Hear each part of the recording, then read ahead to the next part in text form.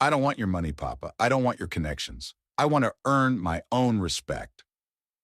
The words hung in the air of Chief Edward Okoro's massive office like smoke from a burning bridge. Destiny Okoro stood before his father's mahogany desk, his mechanical engineering degree still fresh from the University of Lagos, his hands trembling slightly as he pushed back the check his father had just written for 50 million naira. Chief Okoro's face darkened like thunderclouds gathering over Lagos Island. You reject your own father? You reject everything I built for you? I'm not rejecting you, Papa. I'm trying to build something of my own. The chief rose from his chair, his 6-foot frame casting a shadow across the imported marble floor. Outside the window, his fleet of luxury buses gleamed in the morning sun, a transport empire that moved half of southwest Nigeria. You think you're better than your father's money? You think you can survive in this Lagos without connections? I need to try. Then go, Chief Okoro's voice boomed. Go and suffer. When hunger teaches you sense, you will come back. 3 weeks later, Destiny stood outside the Toyota dealership in the business district, his only good shirt pressed carefully, his stomach empty from skipping breakfast to save money. The security guard looked him up and down suspiciously. You're here for the sales position? The guard asked, doubt clear in his voice. Yes, sir. Inside, 5 other candidates waited, all older, all wearing designer watches and shoes that cost more than Destiny's monthly rent in his small mainland apartment. They whispered among themselves, sizing him up. The interview room door opened. Madam Ada emerged, a woman who had built her reputation from nothing, known across Lagos for running the most successful dealership in the city. Her eyes swept across the candidates. Next, she called. Destiny entered, his heart pounding. The room was cold, air-conditioned to Arctic levels. 3 panel members sat behind a table, their faces stern. Tell us about your sales experience, Madam Ada said, not looking up from his CV. I don't have any formal sales experience, Ma. The other panelists exchanged glances. One of them, a thin man with glasses, leaned forward. Then why are you wasting our time? Do you know who we have applying? People with 10 years experience, people with connections to governors, senators. Because I understand cars, Destiny interrupted, surprising himself with his boldness. Not just as machines, but as dreams. Every person who walks into this dealership isn't just buying transportation. They're buying status, safety for their family, proof that their hard work means something. Madam Ada looked up for the first time. Continue. That Land Cruiser in your showroom, it's not just a vehicle. For a businessman, it's armor against Lagos roads and Lagos crime. For a family man, it's a fortress protecting what matters most. For someone who grew up taking Danfo buses, it's proof that they've arrived. And what would you know about taking Danfo buses? The thin man sneered. What's your surname again? Okoro, as in Chief Edward Okoro. Destiny's jaw tightened. My surname is mine. What I'm offering is mine. Judge me on that. Madam Ada studied him for a long moment. The room fell silent except for the hum of the air conditioner. Can you start tomorrow? She asked. The thin man protested. Madam, the other candidates can start applying elsewhere. She stood up. Young man, I built this dealership from nothing. No connections, no family money. I know hunger when I see it. Not hunger for food, hunger to prove something. Be here at 8 tomorrow, sharp. As Destiny walked out, past the surprised faces of the other candidates, his phone buzzed. A message from his mother. Your father says you have 1 week to come to your senses. Please, my son, don't do this to us. He deleted the message and kept walking. 3 months into the job, Destiny had sold exactly 2 cars. His colleagues whispered behind his back, some saying Madam Ada had made a mistake, others suggesting he was a management spy. He ate 1 meal a day, saving every naira, refusing to touch the emergency ATM card his mother had secretly slipped into his wallet. Then Alhaji Musa walked in. The showroom fell silent. Everyone knew Alhaji Musa, government contractor, owner of half the construction companies building the new capital district. He was also known for his temper, having publicly humiliated sales staff at 3 different dealerships. Who sold me this useless car? He boomed, pointing at the Land Cruiser he'd bought 6 months ago. The engine makes noise. The air conditioning is weak. This is not a car befitting my status. The senior sales manager, Mr. Francis, quickly approached. Alhaji, sir, please, let me handle. You? Were you not the one who told me this car was perfect? Get out of my sight. Destiny watched from his corner desk as his colleagues scattered like leaves. Alhaji Musa's face grew redder, his voice louder. Customers began leaving the showroom. Without thinking, Destiny stood up and walked over. Alhaji, he said quietly, bowing slightly. That sound your engine is making. It's not a defect. Alhaji Musa turned, his eyes narrowing. What did you say, small boy? It's the turbo engine, sir. It's supposed to make that sound. It's the sound of power, like a lion's roar. A man of your caliber doesn't drive a silent car. You drive a car that announces your arrival. The showroom held its breath. And the air conditioning? Alhaji Musa challenged. Sir, with respect, when was the last time your driver cleaned the filter? A car like this, carrying a man like you through Lagos construction sites, needs special maintenance. Not because it's weak, but because it's working harder than other cars. Like how a king's crown needs more polishing than a beggar's cap. Alhaji Musa stared at him. Mr. Francis looked ready to faint. What's your name? Alhaji asked. Destiny, sir. Destiny what? Just Destiny, sir. Alhaji Musa laughed suddenly, a deep belly laugh. You have sense, this boy. Unlike these ones who only know how to say, yes, sir, yes, sir. He turned to Mr. Francis. This boy should teach you people how to talk to customers. As for the car, send your mechanic to service it properly tomorrow. After Alhaji left, Madame Ada called Destiny to her office. That was either very brave or very stupid, she said. I just told him the truth, Ma. The truth. She leaned back in her chair. Do you know why I really hired you? Destiny shook his head. Your father came here the day before your interview. Destiny's heart sank. He did. He offered to buy 20 cars if I hired you, cash payment, immediate delivery. The room spun. Everything he'd worked for, everything he'd endured. I told him no, Madame Ada continued. I told him if his son was worth hiring, I'd hire him. If not, not all the money in Nigeria would change my mind. You refused him? I've been where you are, Destiny. Different circumstances, but same fight. My husband left me with 3 children and nothing. My family said I should remarry quickly. Find a man to take care of me. Instead, I sold my wedding jewelry and started selling car parts from my kitchen table. She stood up, walked to the window overlooking the dealership floor. But let me warn you about something. Your father is not your enemy. Pride is. The Alhaji Musa situation, you handled it well, but there will come a time when you'll need to choose between proving a point and surviving. When that time comes, remember that even pride must eat. That evening, as Destiny walked to the bus stop, his phone rang, unknown number. Destiny, this is Emmanuel Nwachukwu. I don't know if you remember me from secondary school. Emmanuel, the boy who always came second to Destiny's first, the boy who walked home while Destiny rode in his father's car. I heard you're at Toyota now. My company needs to buy a fleet of cars. Can we meet tomorrow? Emmanuel Nwachukwu walked into the Toyota dealership wearing a simple shirt and jeans, but everyone could smell the money on him.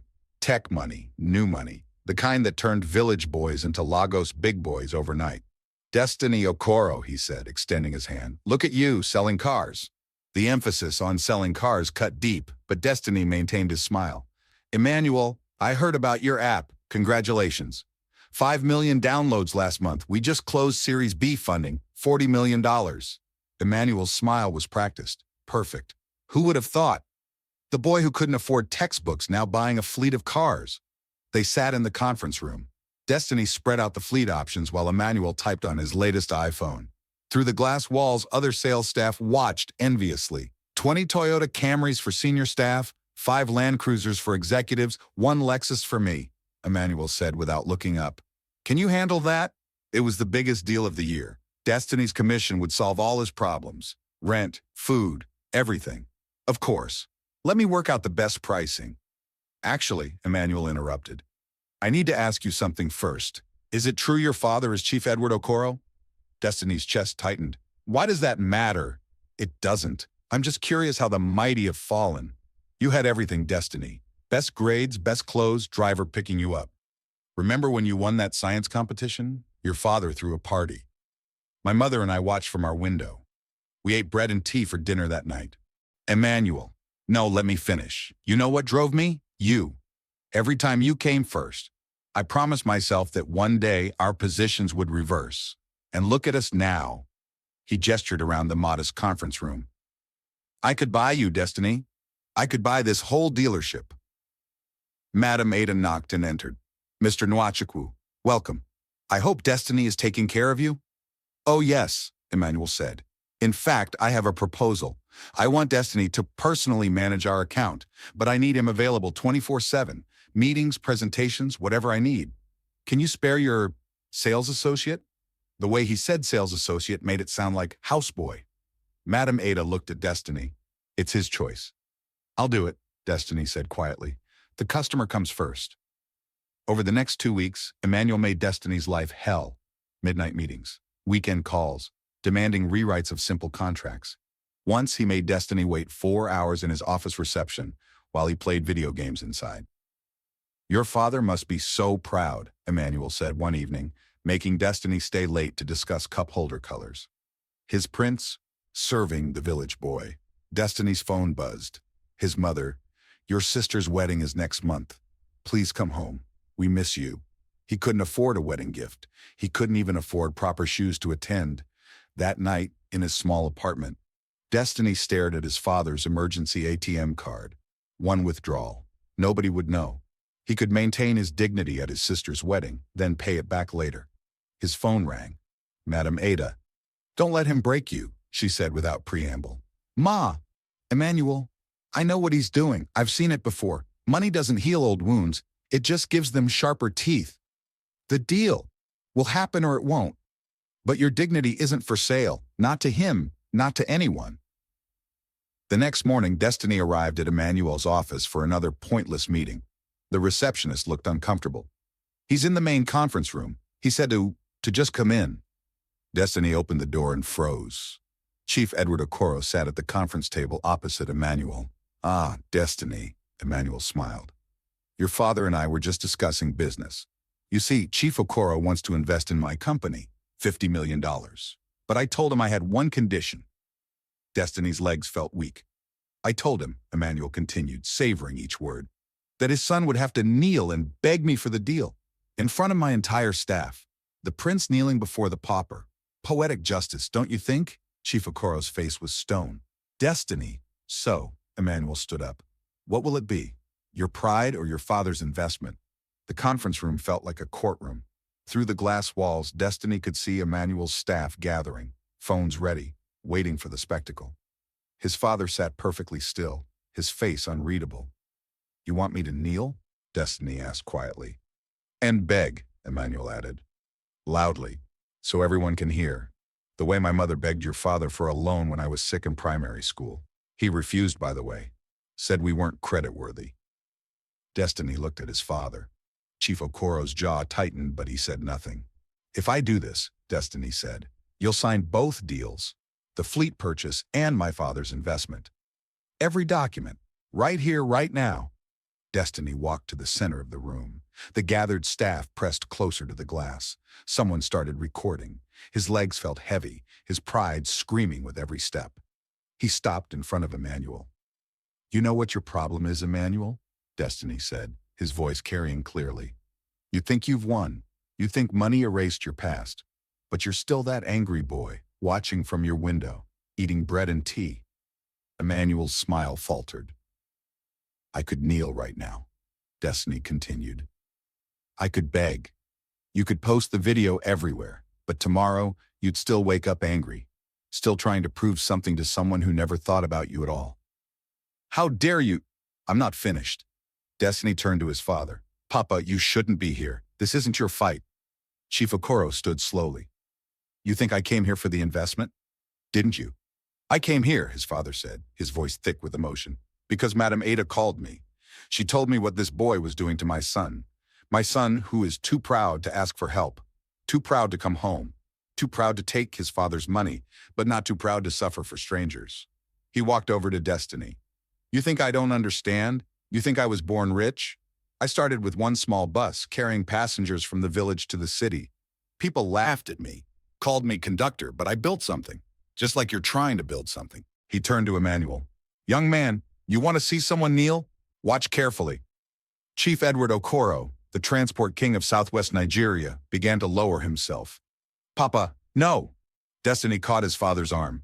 Let me finish, Chief Okoro said. But he stayed standing. I was going to kneel and apologize, not for refusing your mother alone. I don't remember that. But for raising a son who made you feel less than human, for creating the very pride in him that he's now trying to escape. Emmanuel stood frozen, his carefully planned revenge crumbling. But I won't kneel, Chief Okoro continued, because my son is right. Your pain is real, but using it to hurt others won't heal it. Keep your deal. We don't need it. He turned to leave, then stopped. Destiny, walk me out. Papa, I have to work. Walk me out. As they passed through the reception, past Emmanuel's stunned staff, Chief Okoro said loudly enough for everyone to hear, Madam Ada told me you've been her best salesman, that you saved the Alhaji Musa account, that you work harder than anyone she's ever hired. They reached the elevator. She also told me, his father said quietly now, just for Destiny, that you've been eating once a day, that you walk 2 hours to work sometimes to save transport money, that you're killing yourself to prove something I already know, that you're not my son because of my money. You're my son because of your character. The elevator arrived. Your sister's wedding is next month, Chief Okoro said, stepping inside. If you don't come, it will break your mother's heart. And if you come looking hungry and wearing those worn shoes, it will break mine. There's a difference between pride and stupidity, my son. Learn it. The doors closed. Destiny stood there for a moment, then walked back to the conference room. Emmanuel was still there, sitting alone, the contracts unsigned on the table. The deal, Emmanuel started, is off, Destiny said. Find another dealership. You can't refuse me. I'll destroy you. I'll make sure you never sell another car in Lagos. Maybe, Destiny said, gathering his materials. But I'll still be able to look at myself in the mirror. His phone buzzed. Madam Ada. Come to my office now. Madam Ada's office felt different. There were boxes on her desk, papers being sorted into files. She looked up as Destiny entered, his heart already sinking. Sit down, she said. Ma, about the Emmanuel deal. Forget Emmanuel. He called 10 minutes ago apologizing. He's signing the fleet deal, full payment up front. He even increased the order by 5 cars. Destiny blinked in confusion. But I refused him. Sometimes, Destiny, standing your ground is the best negotiation tactic, but that's not why I called you. She pulled out an envelope, thick with documents. I'm promoting you to sales manager. 40% salary increase, commission override on team sales, and a company car. Destiny stared at the envelope. Ma, I don't understand. What your father said was true. You're my best salesman, not because of your numbers. Those will come, but because you understand something crucial. Respect isn't bought or inherited. It's earned. She stood, walked to her window that overlooked the dealership floor. I'm leaving, Destiny. What? I've been offered the position of regional director for all of West Africa. I recommended you to replace me as dealership manager, but the board says you're too young, too inexperienced. So sales manager is the best I could do. Ma, this is too much. Listen to me. She turned back to him. Your father was right about something else. There's a difference between pride and stupidity. Taking this promotion doesn't diminish what you've accomplished. Refusing it out of some misguided sense of humility would. She handed him another envelope. There's something else. A letter came for you yesterday. Destiny opened it. Inside was an invitation to his sister's wedding and a handwritten note from his mother. Please come home. Not as Chief Okoro's son, just as my son, as Chesam's brother. We miss you. His eyes burned with unshed tears. Go to the wedding, Madam Ada said softly. Take the promotion. Build your life. But stop running from your family. You've proven your point. 2 weeks later, Destiny stood in front of his family compound, wearing a new suit bought with his first manager's salary. Security guards he'd known since childhood greeted him warmly. Brother Destiny, you're back! Inside the compound was decorated for the wedding. White and gold everywhere. His mother saw him first, dropping the flowers she was arranging. My son, she whispered, then louder. My son is home. She ran to him, not caring about her expensive wrapper, pulling him into an embrace that smelled of home and childhood and unconditional love. I'm sorry, Mama, he whispered. I'm so sorry. Shh, you're here now. His sister Chaisim appeared in her wedding dress, radiant and beautiful. About time, big brother. I was about to send the family driver to drag you here. They laughed, and it felt like breathing again after holding his breath for months. At the reception, Chief Okoro called him over. They stood together watching the celebration. "I heard about your promotion," his father said. "Sales manager." "Yes, Papa." "Good. Build something there. Learn everything. Then when you're ready, truly ready, we'll talk about you starting your own dealership. Not with my money. With investors I'll introduce you to. You'll earn it, but you won't suffer unnecessarily." "Papa, that's my offer. Take it or leave it." Destiny smiled. "I'll think about it." "Good. Don't think too long. Your mother is already planning which of her friends' daughters to introduce you to." They laughed together, father and son, as equals for the first time. Later, as Destiny danced with his sister at her wedding, she whispered, "You know what the difference is between you and Emmanuel?" "What?" "He let his pain make him cruel. You let yours make you strong. But strength doesn't mean standing alone, brother. It means knowing when to stand firm and when to embrace those who love you." The music swelled, the crowd cheered, and Destiny Okoro, son, brother, sales manager, and his own man, finally understood that success wasn't about rejecting where you came from. It was about choosing where you're going and who you take with you on the journey. Sometimes the greatest courage isn't in saying no to help. Sometimes it's in saying yes to love. Thank you for watching. Please subscribe, like, and comment at the comment section below.